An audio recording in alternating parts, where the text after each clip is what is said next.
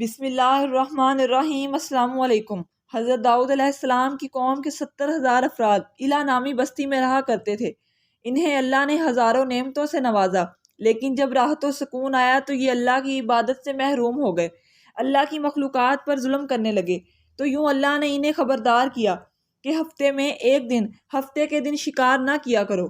اتوار سے لے کر جمعہ تک جتنا شکار پکڑنا ہے پکڑ لو، لیکن ایک دن اللہ کی عبادت اور مخلوقات پر امن کے لیے رکھ دو۔ یوں اللہ نے ان کا امتحان لینا شروع کر دیا۔ اتوار سے لے کر جمعہ تک سمندر میں مچھلیاں پکڑنے لگتے تو مچھلیاں زیادہ مقدار میں ہاتھ نہ آتی۔ اگر ہفتے کے دن سمندر کو دیکھتے تو بڑی بڑی مچھلیاں نظر آنے لگتی۔ ان میں سے ایک شخص کو شیطان نے ورگلایا، تم پریشان کیوں ہوتے ہو؟ میری ترکیب پر عمل کرو، تم کبھی شکار سے محروم نہیں رہو گے۔ تو بس شیطان کے کہنے پر اس شخص نے ہفتے کے دن کانٹا لگا کر ڈوری کو سمندر میں لگا دیا تاکہ مچھلی پھنسے۔ تو شیطان نے کہا، اور تم اس مچھلی کو اتوار کے دن نکالنا، یوں ہفتے کے دن کی حرمت بھی قائم رہے گی اور تمہارا شکار بھی ہو جائے گا۔ بس شیطان کی بتائی ہوئی ترکیب پر ہفتے کے دن مچھلی پھنسی رہی اور وہ اتوار کے دن نکالتا اور خوشی سے کھاتا۔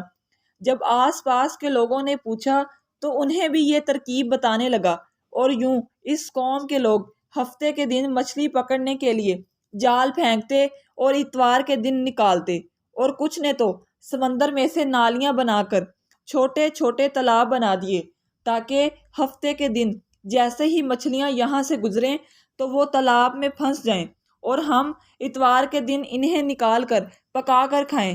اس گاؤں میں اللہ کے کچھ خاص بندے بھی موجود تھے۔ وہ کہنے لگے، اے لوگو، اللہ نے ہفتے کے دن مچھلیاں پکڑنے سے منع کیا ہے۔ یہ جو تم چھوٹے چھوٹے تالاب بناتے ہو، اس میں اگر ہفتے کے دن مچھلی پھنستی ہے تو وہ ہفتے کے دن کا شکار ہوا۔ تم اللہ کے عذاب سے ڈرو، اللہ کی نافرمانی نہ کرو۔ وہ لوگ ان لوگوں کا مذاق اڑانے لگے اور کہنے لگے، ہماری جو مرضی ہوگی ہم کریں گے۔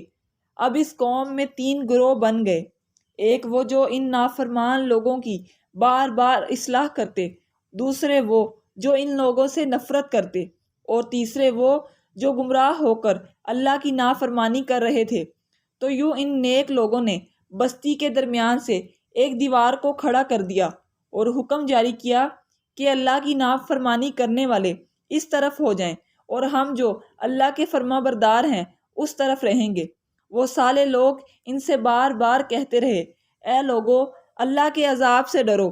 قوم سمود اور قوم لوط کا جو حشر ہوا اس کو یاد کرو اور اللہ کی نافرمانی نہ کرو، ورنہ تم پر بھی کوئی عذاب آئے گا۔ وہ سارے نافرمان جن کی تعداد تقریباً 12,000 تھی، وہ سب ہنستے رہے کہ یہ سب کتابی باتیں ہیں، ہم پر کوئی عذاب نہیں آئے گا۔ بس جیسے ہی وہ گروہ 2 حصوں میں تقسیم ہو گیا، ایک وہ جو اللہ کے فرما بردار بندے جو دیوار کے اس پار تھے، اور ایک وہ جو اللہ کے نافرمان بندے دیوار کے اس پار تھے، وہ نافرمان ساری رات ہنستے رہے اور مذاق اڑاتے رہے، اور اللہ کے خاص بندے دیوار کے اس طرف اللہ سے معافی مانگتے رہے۔ بس جیسے ہی صبح ہوئی تو وہ اللہ کے نیک صالح بندے اٹھے تو انہوں نے محسوس کیا کہ دیوار کے اس طرف سے کسی انسان کی آواز نہیں آ رہی۔ تو انہوں نے دیوار کے اس طرف دیکھا کہ وہ سارے لوگ بندر کی شکل میں تبدیل ہو چکے تھے اور بندروں کی حرکتوں کو انجام دے رہے تھے۔